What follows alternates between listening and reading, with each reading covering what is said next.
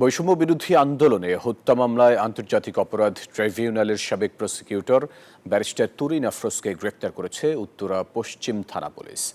সোমবার রাত 10টার দিকে উত্তরা ৩ নম্বর সেক্টরের ১১ নম্বর রোডের বাসায় অভিযান চালিয়ে ব্যারিস্টার তুরিন আফরোজকে গ্রেপ্তার করা হয় বলে জানিয়েছেন উত্তরা পশ্চিম থানার ওসি মোহাম্মদ হাফিজুর রহমান। উত্তরা পশ্চিম থানা ছাড়াও নীলফামারীতে তার বিরুদ্ধে একাধিক মামলা রয়েছে। তাকে গ্রেপ্তারে রাত 10টা থেকে অভিযান শুরু করে পুলিশ।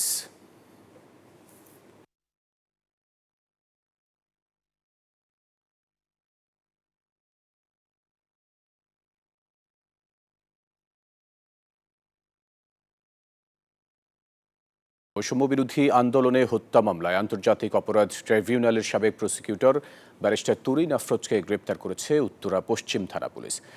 সেখানে আছেন সহকর্মী শাহরিয়ার কবির, আমরা সরাসরি যুক্ত হব তার সাথে।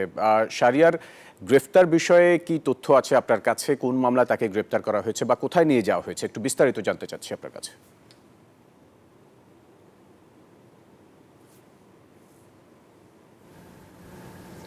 জি, ধন্যবাদ আপনাকে। আমি এই মুহূর্তে অবস্থান করছি উত্তরা ১১ নম্বর সেক্টরের ৭ নম্বর বাসাটায়, এবং এটি কিন্তু ব্যারিস্টার তুরিন আফরোজার কিন্তু নিজ বাসা। একটু আগে কিন্তু উত্তরা থানা পুলিশ কিন্তু তার বাসায় অভিযান চালিয়ে কিন্তু তাকে গ্রেফতার করে একটু আগেই তাকে উত্তরা থানায় নিয়ে যাওয়া হয়েছে।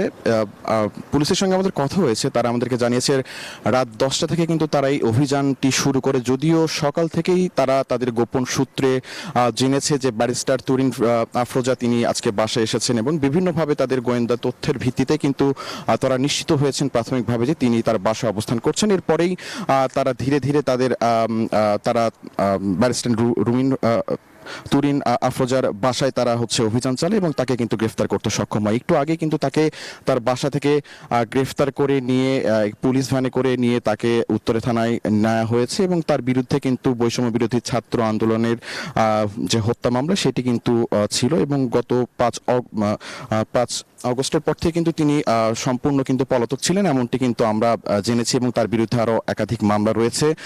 সব মিলিয়ে আসলে ব্যারিস্টার তুরিন আফরোজাকে কিন্তু পুলিশ হেফাজতে নেওয়া হয়েছে, এবং উত্তরা থেকে মোটামুটি এই ছিল আমার কাছে সর্বশেষ তথ্য। শাহরিয়ার, আপনাকে ধন্যবাদ আমাদের সাথে যুক্ত হওয়ার জন্য।